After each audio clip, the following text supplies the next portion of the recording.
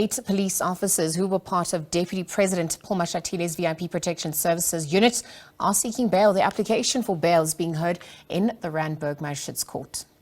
Well, they were caught on camera assaulting 3 men on the N1 highway in Johannesburg earlier this month. The men are now facing charges of pointing a firearm, damage to property, assault, reckless and negligent driving, and an attempt to defeat the ends of justice. On Monday, the court heard testimony from accused number 1, who said that there were 8 vehicles part of the convoy. However, only 2 stopped.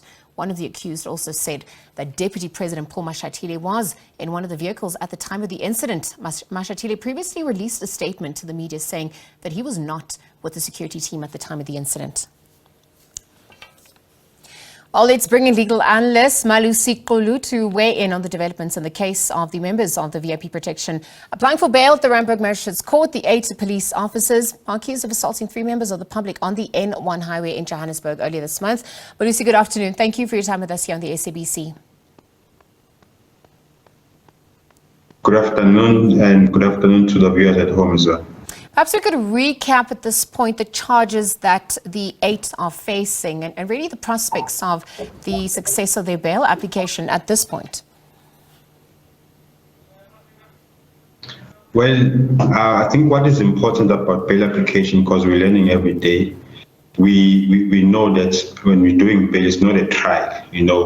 Everyone has a right to bail subject to conditions, as long as the ends of justice will not be prejudiced. So I think they do have a strong chance of bail application, as long as they will not interfere with state witnesses, as long as they will not interfere with the evidence, and as long as they are not a flight risk. And then if you could perhaps recap the charges that they're facing at this point. I'm asking this because we're also getting conflicting reports about whether the Deputy President was in the convoy or not, in one of the cars in the convoy or not. If he is, or if he was there, should he be called in as a witness as well? How would that work? Okay, I think the first question that is there, is what I call the elephant in the room, was the instruction coming from the Deputy President. Well, that's just a question that I think most of us might have in our heads.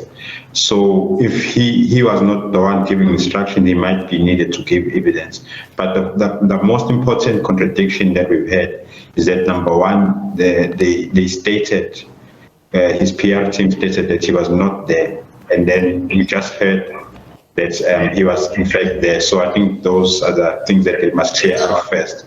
And then we must also understand whether the instruction was given by him or not.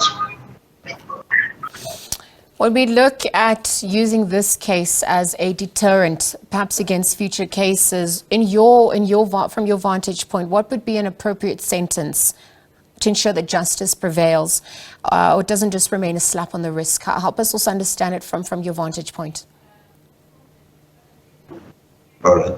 Okay, I would not want to put the cart before the horse, but the charges are mainly traffic infringement, assault with grievous bodily harm, and pointing with the firearm. It is quite a number of charges, and they are serious. It will all imprisonment, suspended with the fine, something to that nature. But what is important here that I must clarify